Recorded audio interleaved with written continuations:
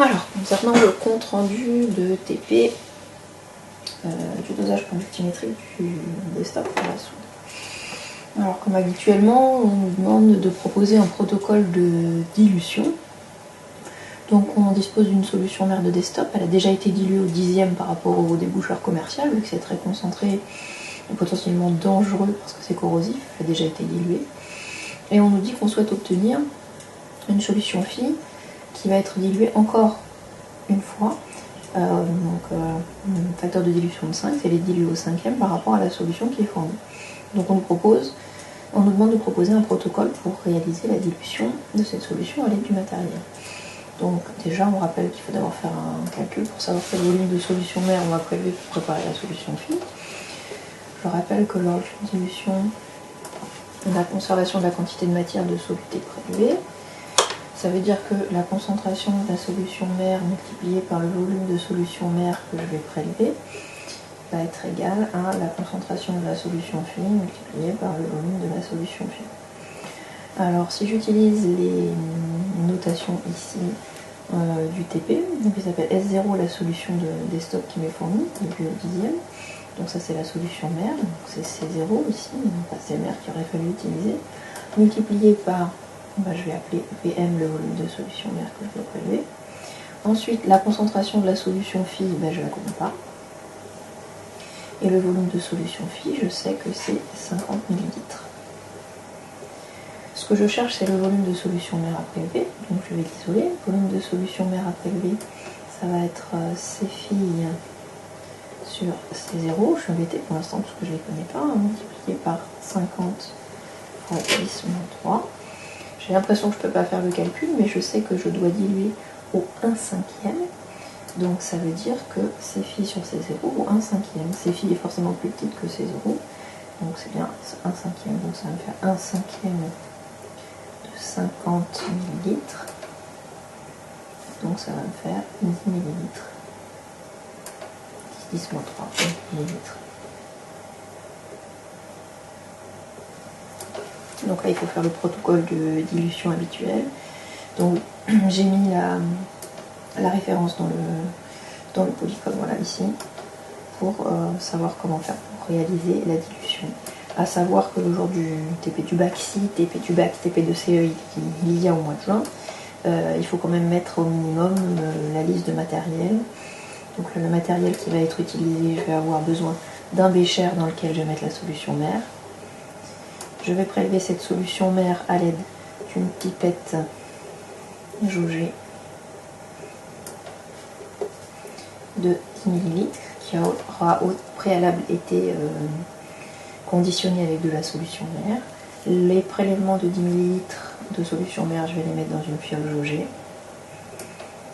Ici, fiole jaugée de 50 ml. Et ensuite, je vais ajouter un peu d'eau, homogénéiser, compléter au trait de jauge, boucher la fiole et retourner. Tout est expliqué dans la petite vidéo ici. Voilà, ensuite, réaliser le montage suivant. Donc là aussi, j'ai mis une petite vidéo en lien pour voir comment on remplit la burette et pour voir comment on fait le titrage conductimétrique. J'ai pas pu aller au lycée pour filmer la manip avec le matériel qu'on a au lycée. Donc le matériel qui est présenté dans la deuxième vidéo, c'est pas tout à fait le même que celui qu'on a au lycée. Mais je rappelle qu'un conductimètre, c'est pas un appareil très compliqué. Il y a un bouton on-off, on l'allume. On rince la sonde et on la trempe, on la sèche, on la trempe dans la solution dont on veut mesurer la conductivité. Et la conductivité s'affiche directement sur le boîtier de l'appareil. Il faut faire attention de régler le montage de manière à ce que l'agitateur magnétique et notamment le barreau aimanté ne détériore pas la sonde du conductimètre, mais c'est la seule difficulté. Donc dans la burette, on met de l'acide chlorhydrique à 0,10 mol par litre.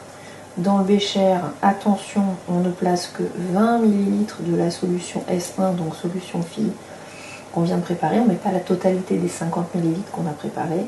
Et on rajoute ensuite de l'eau distillée, 50 ml environ. Ça veut dire qu'on n'a pas besoin de mesurer précisément. Ces 50 ml sont là pour deux raisons. Première raison, pour que la sonde du conductimètre puisse tremper correctement dans la solution. Et deuxième chose, il faut que la solution ici ionique pour laquelle on va mesurer la conductivité soit suffisamment diluée pour qu'ensuite la courbe puisse être assimilable à deux portions de droite. Voilà, donc ça c'était pour la première partie du TP. En imaginant qu'on ait pu faire les mesures, donc il aurait fallu ajouter millilitre par millilitre la solution titrante à la solution titrée présente dans le bécher. On aurait relevé les conductivités pour chaque ajout de solution titrante et ensuite on peut tracer la courbe.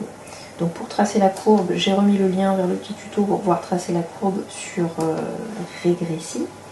Et à partir des valeurs que vous obtenez sur Regressi, on va ainsi pouvoir déterminer un certain nombre de choses, et notamment la concentration en hydroxyde de sodium présente dans le déboucheur. Vous trouvez que le volume d'acide versé à l'équivalence est situé aux alentours de 12,5 ml. On peut aussi faire le tracé à la main, parce que j'avais fourni le papier millimétré avec. Ensuite, allons-y. On nous demande de déterminer la concentration en hydroxyde de sodium de la solution S1, puis de la solution du déboucheur commercial. Alors la première des choses à faire, vu qu'on avait à faire un titrage, on repère que dans le titrage, on avait ici les ions H3O+, les ions Cl- sont les ions spectateurs, et qui réagissent avec l'hydroxyde de sodium qui était présent dans le bécher. Donc les réactifs, si je veux écrire l'équation bilan de la réaction, les réactifs sont donc les ions H3O+, qui sont dans la burette, et les ions HO- qui sont présents dans le déboucheur. Pour former quoi? C'est une réaction acide-base, H3O+, c'est l'acide, HO- c'est la base, l'acide va donner son H+, à la base, l'acide va donc devenir H2O, une fois qu'il aura donné son H+, et HO- récupère un H+, et devient H2O aussi. Donc c'est H3O+, HO- qui donne 2H2O. Je vais établir la relation à l'équivalence. Je rappelle qu'à l'équivalence, on a des relations liées aux proportions stoichiométriques, donc relation entre les quantités de matière de réactifs, quantité de matière de H3O+, sur son coefficient égale quantité de matière de HO- sur son coefficient. Là, c'est des coefficients A et 1, donc pas de problème. Ça veut dire que la quantité de matière de H3O+ est égale à la quantité de matière de HO-, c'est-à-dire, si j'utilise une notation de l'énoncé, CA fois VA à l'équivalence est égal à C1 fois V1, c'est-à-dire que si je cherche à calculer la concentration C1, ce serait CA fois VA à l'équivalence divisé par V1. On va faire l'application numérique, allons-y. Donc C1, la concentration du déboucheur dilué, ça va donc être CA, la concentration d'acide chlorhydrique, donc 0,10 mol par litre multiplié par le volume à l'équivalence 12,5 ml divisé par V1, le volume de solution prélevée, 1,0 fois 10 puissance moins 3. Je simplifie les 10 puissance moins 3, donc ça va me faire au niveau du calcul 0,10 divisé par 12,5. Le calcul, on pourrait le faire de tête, mais vu qu'il se fait tard et puis je vais écrire des bêtises, je préfère le faire à la calculatrice. Donc ça fait 6,25 multiplié par 10 puissance moins 2 mol par litre. Donc ça, c'est la solution diluée qu'on a préparée, nous, qui était directement placée dans le bécher. Ensuite, la solution commerciale avait été diluée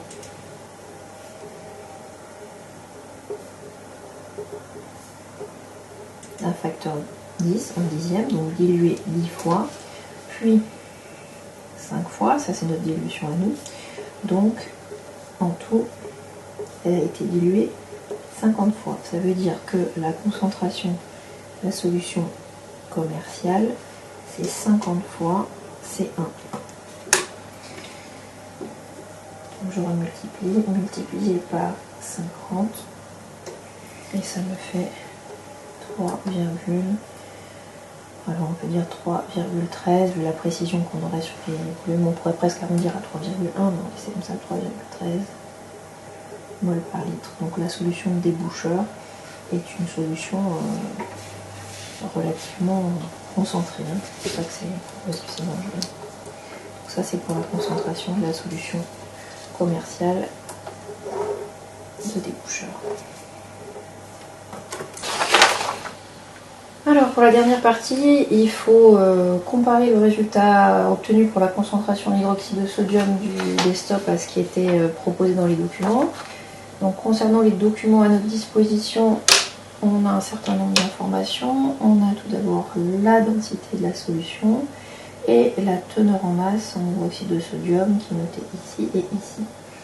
Ensuite, on nous donne une indication, on nous dit qu'on peut se servir de la définition du pourcentage en masse qui est ici.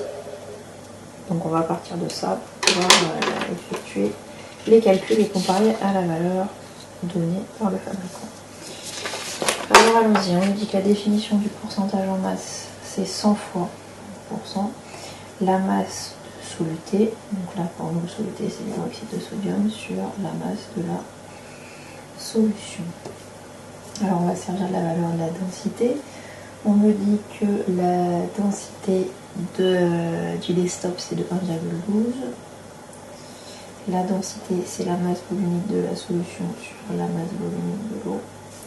Et donc on peut en déduire que la masse volumique de la solution ça va être 1,12 fois la masse volumique de l'eau, c'est-à-dire 1,12 kg par litre, ou alors si je le veux en grammes par litre, 1,12 fois 10 puissance 3 grammes par litre. Donc ça veut dire que 1 litre de solution commerciale a une masse de 1,12 fois 10 puissance 3 grammes. Ensuite, ce litre de solution commerciale, on sait que sa concentration en mol par litre, c'est 3,13 mol par litre. Ça veut dire qu'un litre de solution contient N égale 3,13 mol de soluté. Pour nous, le soluté, c'est l'oxyde de sodium. Moi, j'aimerais bien avoir une masse, puisque j'aurais besoin de la masse de soluté dans un litre de solution. Donc la masse, c'est la quantité de matière multipliée par la masse molaire, c'est-à-dire 3,13 multiplié par la masse molaire du soluté, donc de l'hydroxyde de sodium. Donc ça nous fait 3,13 multiplié par 40. Et donc ça nous fait, qu'est-ce que j'ai fait, 125,2, donc je vais arrondir 125 grammes. Donc on a deux choses. Pour mes 1 litre de solution commerciale, je sais que j'ai une masse de solution qui est de 1,12 fois 10 puissance 3 grammes. Je sais que j'ai 125 grammes de soluté, donc masse de soluté. Donc je vais pouvoir calculer le pourcentage en masse qui était ici.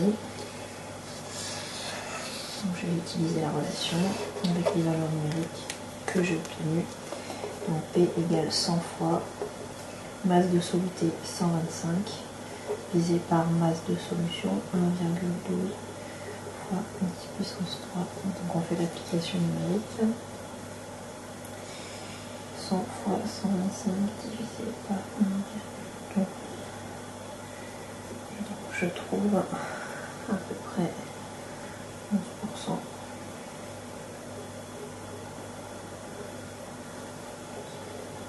Donc ça c'est pour les pourcentages en masse. Donc on trouve un pourcentage en masse de 11%. La valeur qui était sur l'étiquette c'était 10%, donc on peut calculer l'écart relatif. Donc ça nous ferait valeur absolue de 11 moins 10 sur 10. Donc ça ferait 1 sur 10. Donc ça ferait 10%. On a un écart relatif qui est un petit peu grand, supérieur à 5%. Donc il y a une petite incertitude ou imprécision au niveau du titrage, puisqu'on a un écart relatif qui est supérieur à 5%, mais on reste dans l'ordre de grandeur de ce qui était noté sur l'étiquette.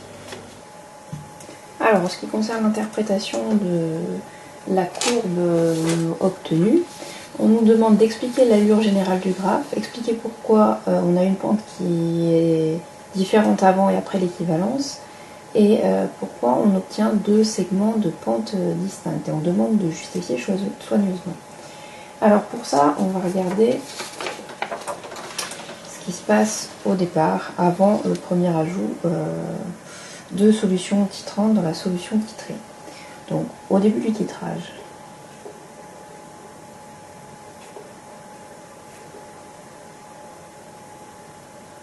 alors, qu'est-ce qu'il y a au début du titrage? Dans le bécher, j'ai uniquement le déboucheur. Le déboucheur, on nous dit c'est une solution aqueuse d'hydroxyde de sodium. Donc, on a uniquement des ions Na+, et des ions HO-.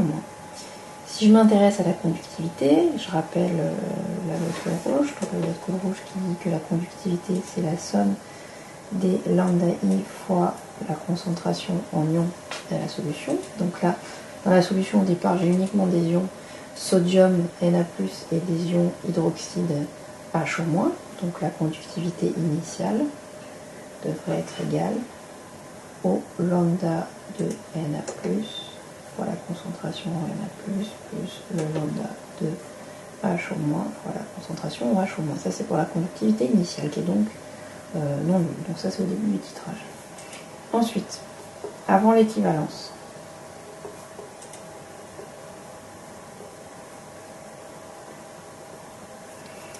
Si je m'intéresse à ce qui se passe avant l'équivalence, déjà, je vais rappeler l'équation du titrage.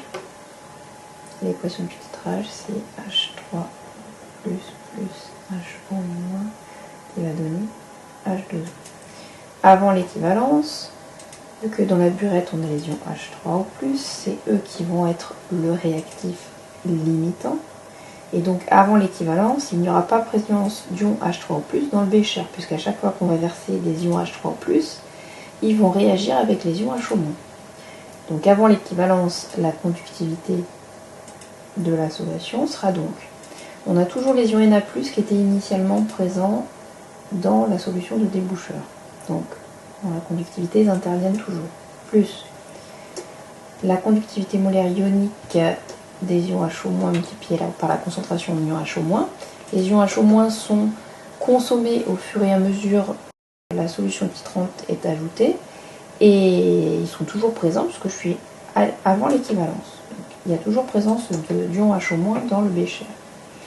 Ensuite, qu'est-ce que j'ai rajouté? Des ions H3O+, mais qui ont réagi avec les ions HO-, donc ils ne sont pas présents dans le bécher. Par contre, dans la solution titrante, on a des ions chlorures, qui sont des ions spectateurs, mais qui vont intervenir dans la conductivité, l'expression de la conductivité de la solution.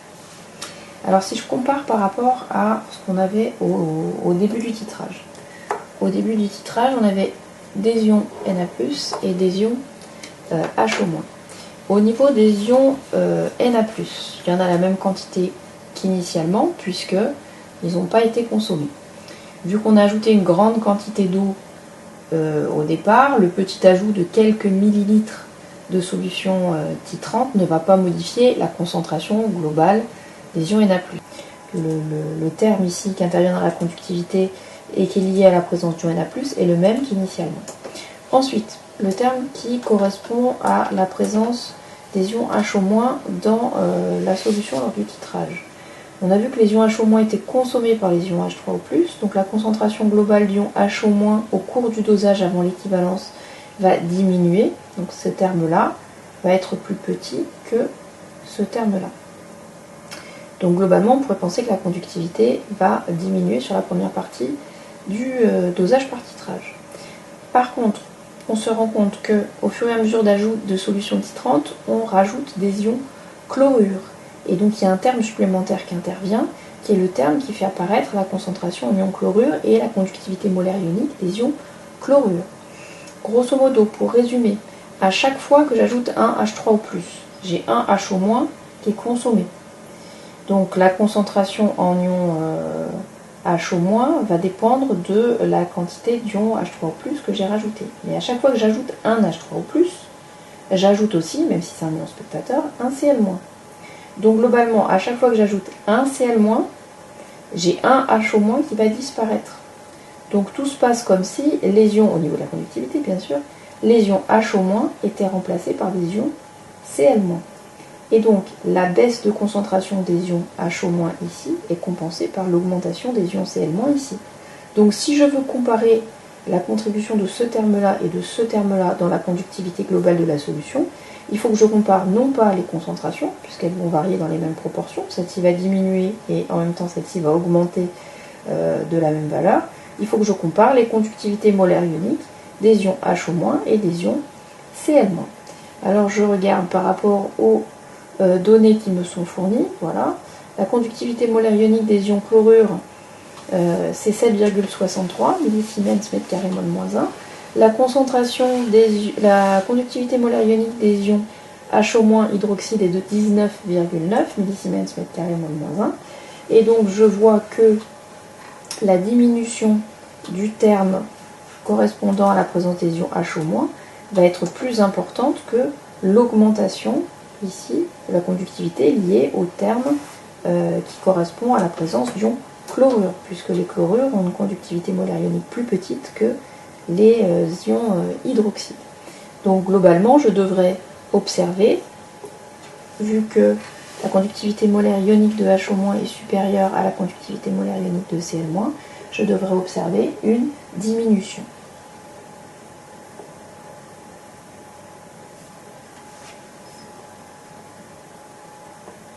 Alors je vais reprendre le tableau de valeurs qui vous était fourni. On voit bien que sur la première partie de la courbe, globalement, je vais avoir une diminution de la conductivité de la solution. Ensuite, après l'équivalence,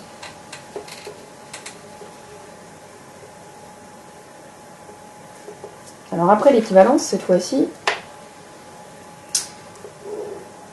les ions HO- ayant été totalement consommés, les ions H3O+, vont être introduits en excès. Alors si je regarde l'expression de la conductivité de la solution après l'équivalence, je vais toujours avoir le terme qui est lié à la présence des ions Na+, qui n'a pas changé, dont la valeur n'a pas varié depuis le début du titrage, plus il n'y a plus de contribution des ions HO- puisqu'on a dépassé l'équivalence et donc ils ont été tous consommés. On va avoir tout le temps la contribution des ions chlorure qui interviennent, puisqu'au fur et à mesure qu'on ajoute de l'acide chlorhydrique, on ajoute des ions chlorure, plus qu'on est après l'équivalence, les ions H3O+, vont être introduits en excès, et donc on va avoir un terme qui va faire intervenir la présence d'ions H3O+, dans la solution. Ce terme-là est constant depuis le début du titrage. Celui-ci va faire augmenter la conductivité, puisqu'on rajoute des ions chlorure. Celui-ci va faire aussi augmenter la conductivité. Et donc globalement, après l'équivalence, on va observer une augmentation de la conductivité. Voilà. Donc on peut résumer ça en disant que au début du titrage, il n'y a présence que d'ions Na+, et d'ions HO-, donc la conductivité n'est pas nulle, elle a une certaine valeur. Ensuite, on commence à rajouter de la solution titrante, mais avant l'équivalence, je rajoute pas suffisamment d'ions H3O+, pour consommer tous les ions HO-.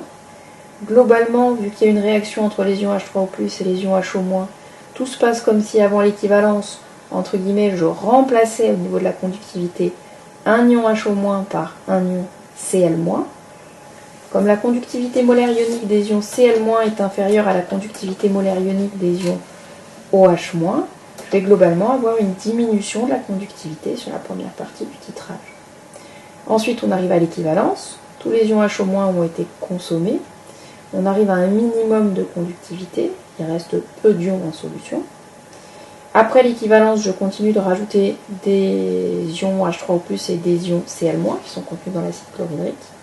Il n'y a plus aucune réaction. Au fur et à mesure de mon ajout, j'ajoute, et donc il y a des ions supplémentaires qui sont présents en solution. Et la conductivité de la solution va donc augmenter au fur et à mesure de l'ajout d'acide chlorhydrique après l'équivalence.